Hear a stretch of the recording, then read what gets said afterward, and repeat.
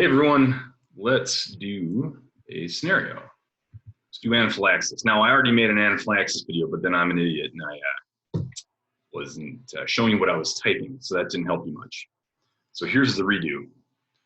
So you have anaphylactic reactions, EMT partners. Looks like you might have some airway swelling. You have a BLS bag with BLS meds, stretcher, and the BLS meds are going to be Benadryl, epinephrine. Oh, hang on. Big truck going right past my car. I think it's okay. It was huge. Epi-Benadryl and a nebulizer. All right, so that's what we got usually. And you're called for one having a hard time breathing at a county fair near carnival rides. 42-year-old male, his name's Carl. Okay. His airway is partially obstructed. Yeah, by what? Oh my God, by what? You gotta know what it's obstructed by. I'm guessing his tongue or his uvula. I had a guy the other day with tonsils, ginormous tonsils. Those things were huge.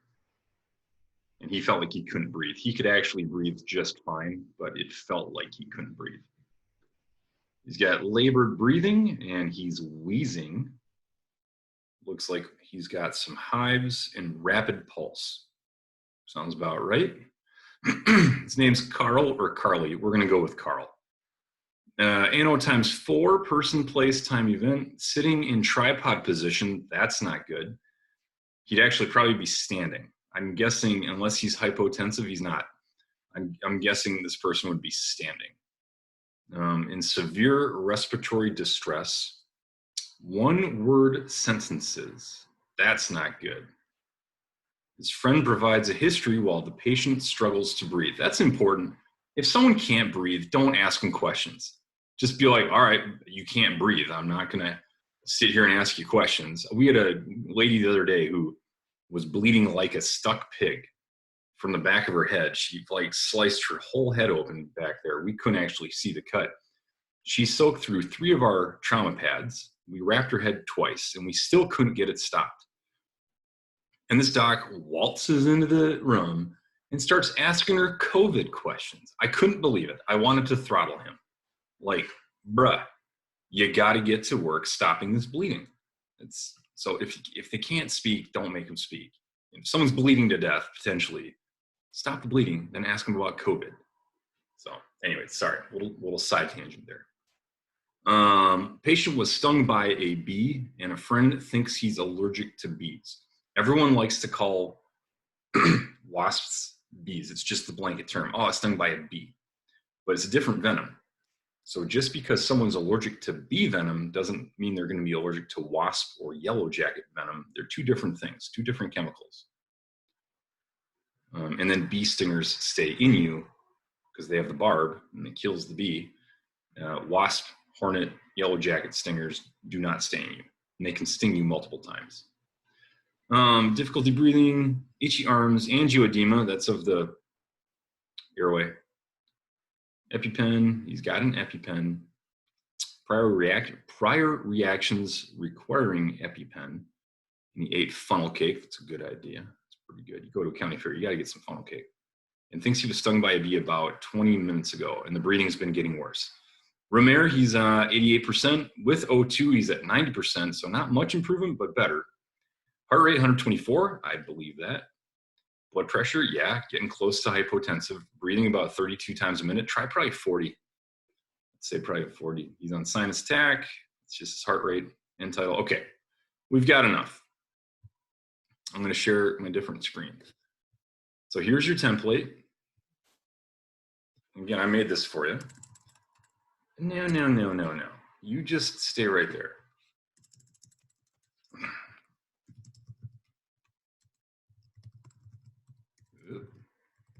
Okay.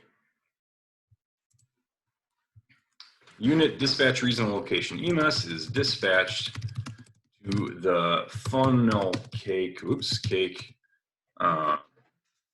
stand at, let's call it Dakota County Fair. Dakota County Fair for an allergic reaction. Okay, cool. Patient's alert, but he can't talk, so we're going to say bystander. Bystander, or patient's friend. I'm going to say that. Patient's friend reports patient was stung by a bee. I'm going to quote that. Bee about 20 minutes ago while chewing on his chocolate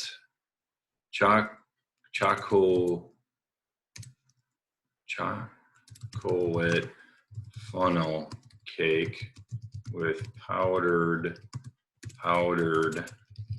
sugar. I gotta make sure you get this in there.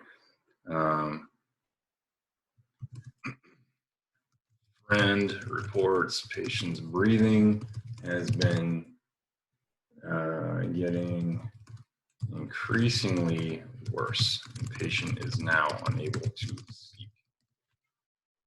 So onset, we got it 20 minutes ago. Nothing's going to really provoke your allergic reaction. You're allergic to it, right? Quality, friend reports patient was complaining of itching all over, feeling his tongue swelling, and having a hard time breathing. So it's kind of covering everything. Radiates, your allergic reaction, anaphylaxis isn't going to radiate anywhere, right? Severity, I guess you could probably rate this, but you don't need to. It's bad, right? Like, this is bad. It's already 10 out of 10. But he's not going to be like, yeah, it's about a 10 out of 10 allergic reaction. That's not how that's really used. I wouldn't. And we've already told you what's preceding all this stuff. So that's pretty good.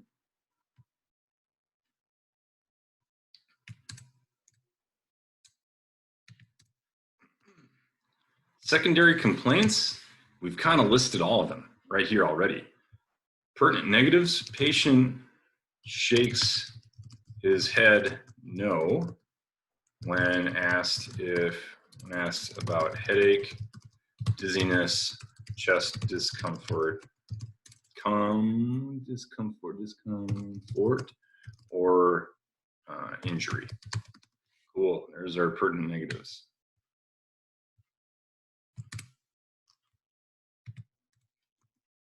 I would put that in there. I would say, sir, are you having any chest pain? No. Are you have a headache? No. Okay. Allergies, bees. Medications, EpiPen. Medical history, allergic reaction to bees. Last food, drink, funnel cake. So tasty.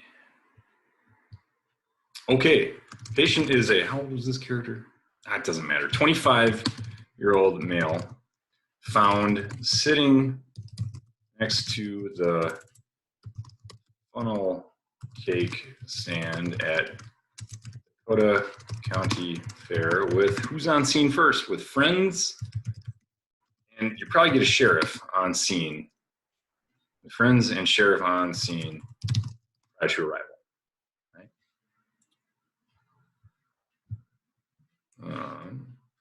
Patient is AO times 4 with panicked behavior. Patient is able to follow directions.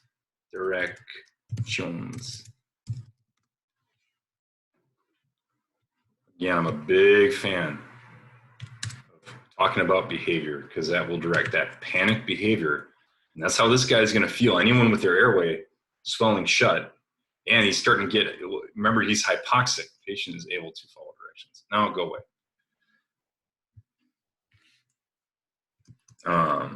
EMS notes airway is partially obstructed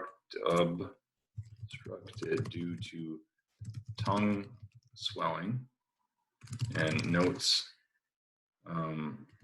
stridor. Well, I'm not going to say stridor. Audible wheezes noted. Breathing is labored. And patient is able to force only one word per breath.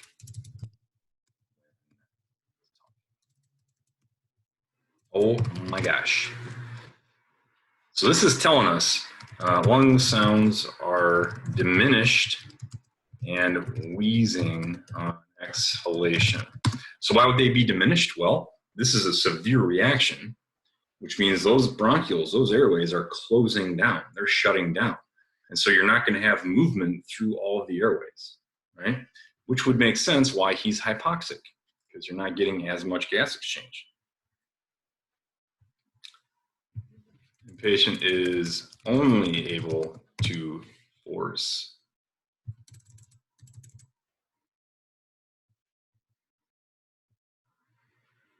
There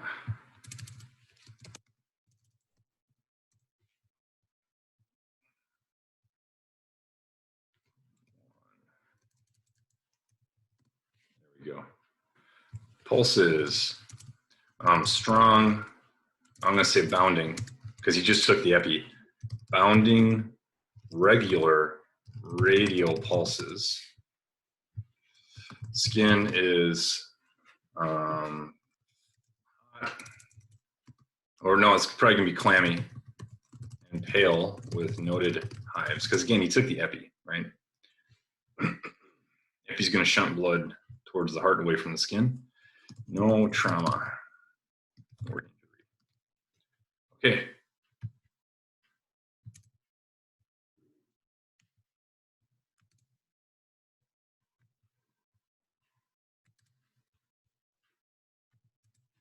There we go. There is your objective. Tongue swelling. Who cares about pupils? I'm not going to check this kid's pupils. This is a severe case, right? So you're not going to sit there. Don't be like, okay, well, your tongue's swelling shut and you can't breathe, but I'm just going to shine a little pen light in your eyes to make sure your pupils are still reacting. Don't do that. Just get oxygen on this kid and get him going. That's what he needs. He needs more epi and Benadryl. He doesn't need you to check pupils. Neck, spine. I might say hives, diminished lung sounds and wheezes, accessory muscle use. Abdomen, I'm not going to check this kid's abdomen, and it does not apply. Extremities, we're going to, or if you do, it's going to be hives, but hives. I'm going to let you put in, so the blood pressure is like 102 over 82, something like that. Heart rate was, what, 130, somewhere around there. 124, I think. Doesn't matter. They said 32 respirators. It's going to be more like 40. This kid's struggling to breathe. Room stats, I'm going to say 88% on room air. Blood sugar, if you check a blood sugar on this kid, I'm going to fail you. That's not what you need to do on this call. Not right away, at least. Don't be checked. You don't need to. And I know someone will be like, well, what if the blood sugar was like low and that was causing him to be confused? Stop it. Stop it. This is the real world. In the real world, this kid needs epi, not you to check their blood sugar. So, okay. On-scene treatment. Patient is assessed on scene with vitals and SpO2 with noted airway swelling, severe respiratory distress, and hives after being stung by a bee. So what are we going to do for this patient? And I want you to do it in order, okay? O2, 15 liters per minute, non-rebreather mask. Epi pen, adult, which is 0.3 milligrams. I might actually call that adult epi pen, 0.3 milligrams IM, and Benadryl, 50 milligrams IM. On how did the patient respond? With noted improved breathing and reduced hives. Patient's airway remains, or patient's tongue, Improves, tongue swelling improves, but remains significantly swollen. So on scene, if you get this guy, if you come up next to him, you're going to do all these things right away. I won't be like, okay, well, let's move you to the back of our rig, and then we'll give you epi, and we'll give you Benadryl. Absolutely not. You can say, okay, man, you're in rough shape. Let's give you some oxygen. Here's a shot of epi. Here's a shot of Benadryl. And then we're going to give him a neb. Neb, duo neb administered with MD orders, because I think you need to get orders from a doctor for that.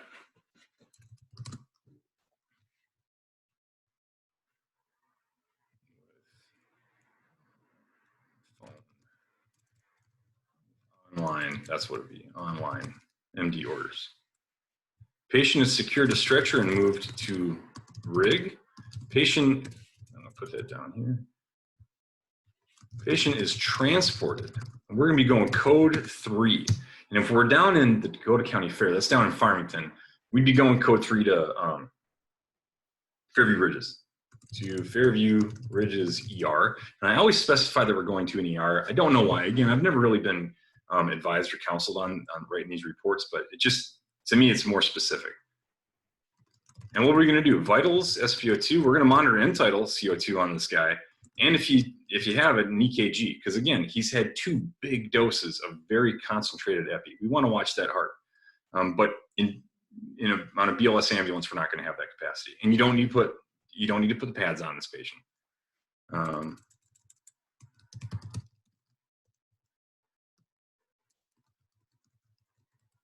O2 and neb continued. Patient rests calmly and reports continued improvement in his breathing. That's all we got to say, right? And reduced itching. And then you might see something. EMS notes patient's breathing is less labored. Patient's hives are reduced. Okay, upon arrival, patient is transferred to ER, stave 2, let's say, it doesn't really matter. But just to say you're going to put this kid in a stave room, absolutely. And care to ER, MD, and RN. And we take all the stuff away.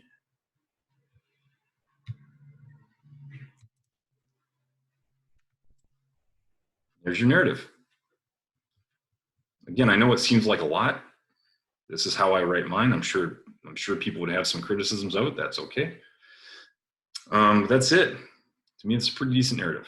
Let me know what you think if you need any help with this. And that's what I got. All right, see you guys.